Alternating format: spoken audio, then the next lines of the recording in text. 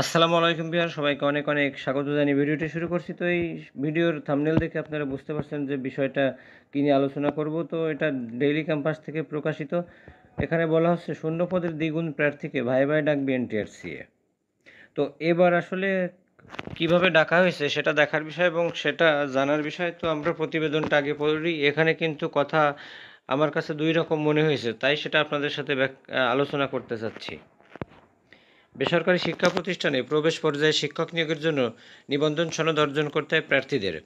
এ সনদ অর্জন করতে প্রার্থীদের বেসরকারি শিক্ষক নিবন্ধন ও প্রত্যয়ন কর্তৃপক্ষে নেওয়া শিক্ষক নিবন্ধন পরীক্ষায় অংশগ্রহণ করতে হয়। এজন্য একটি নীতিমালা রয়েছে। এই নীতিমালায় পরিবর্তন আনতে যাচ্ছে সরকার। এজন্য একটি খসড়া প্রস্তুত করা হয়েছে। জনপ্রশাসন এবং আইন মন্ত্রণালয়ের মতামত পাওয়ার পর এ বিষয়ে পরিপত্র জারি করা হবে। মন্ত্রণালয়ের একটি সূত্র জানিয়েছে, সংশোধিত শিক্ষক নিবন্ধন নীতিমালায় শূন্যপদের সংখ্যার দ্বিগুণ প্রার্থীকে ভাইবার জন্য ডাকা হবে। অর্থাৎ শূন্যপদের সংখ্যা 50,000 হলে ভাইভায় 1,00,000 প্রার্থী অংশগ্রহণ করবেন।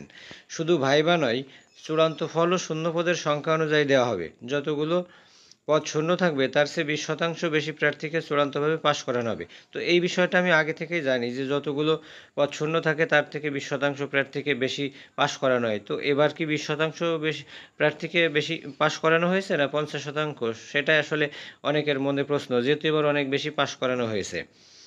তো দেখুন, শিক্ষা মন্ত্রণালয়ের এক উপসচিব জানান, শূন্যপদের সংখ্যার দ্বিগুণ প্রার্থীকে ভাইবার জন্য ডাকবে এনটিআরসি।